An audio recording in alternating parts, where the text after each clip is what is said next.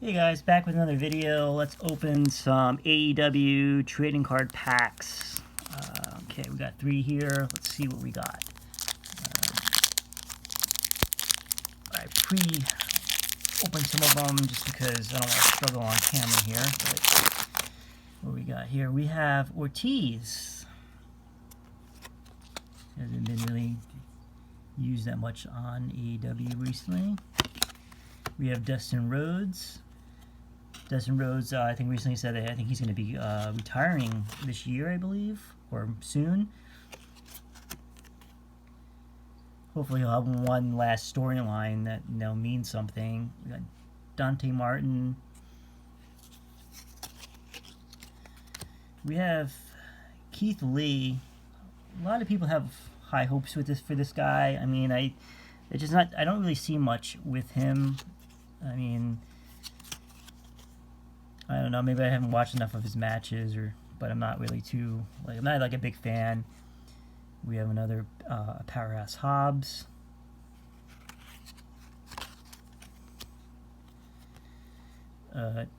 Daniel Garcia.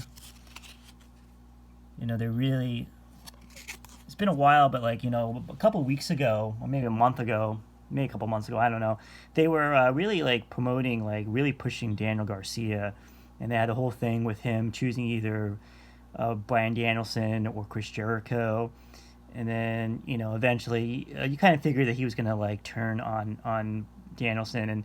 And I feel that kind of has been dropped. I don't know. I feel like a lot of AEW stuff is they start different storylines and then they drop it. We have another referee. And then we have Hook.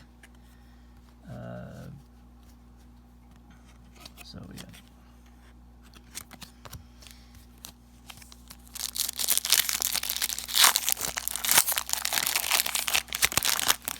we got good old JR. He doesn't really do the commentating anymore. I wonder what they're doing with JR now. I feel like I think a lot of hardcore AEW fans do not like Jim Ross.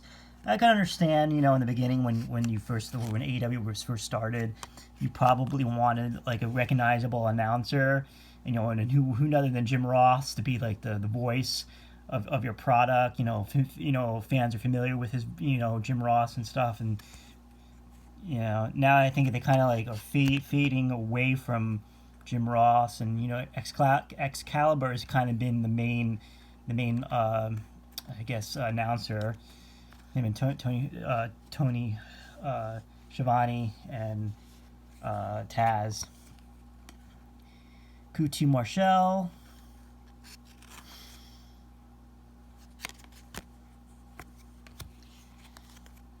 Ruby Soho.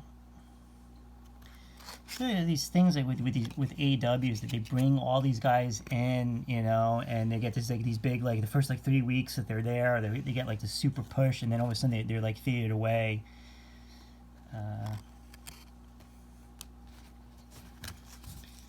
We got, this is a cool card, FTR. This is a nice one. It's really nice that if someday you get an autographed on it. Got Big Show.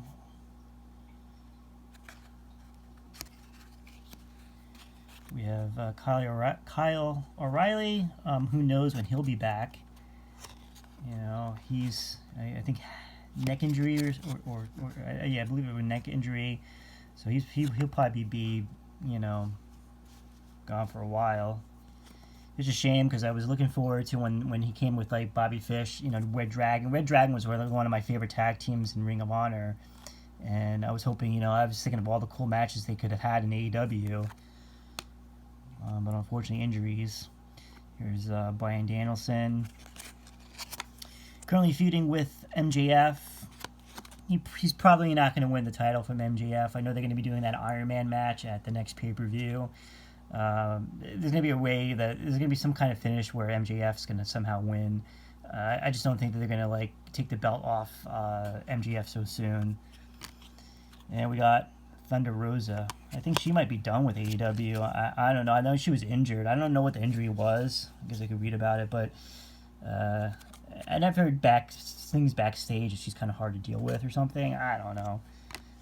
I know her more for like, you know, when she was in NWA, stint in NWA. So let's see if she ever, you know, if she does come back. Here we got here. Yeah, Billy Gunn. This is a good card.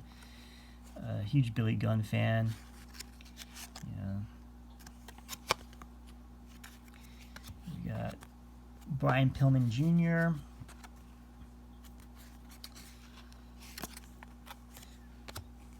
We got Jurassic Express. Well, this is definitely an old.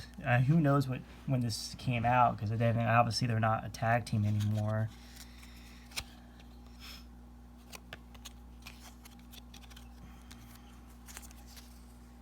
We have this one with Lance Archer. I mean, AEW has a lot of their rosters. Like, I mean, they got a lot of guys. And you know, we got another Thunder Rosa, and finally an MGF one. These are really nice cards and stuff. I predict the MJF is going to probably be the champion for the majority of this year. I think they're going to do kind of like a similar storyline where like his contract's going to be up and he's going to be threatening to take the title to a different company, perhaps, you know, WWE, and they're going to be trying to get like the title off him throughout the later part of this year. I think that, you know, who should beat him for the title. I think if they do it right, they could build up a storyline with him and Ricky Starks or Wardlow, possibly go back to that. But I see him being the champion I think he should be the champion for majority of this year.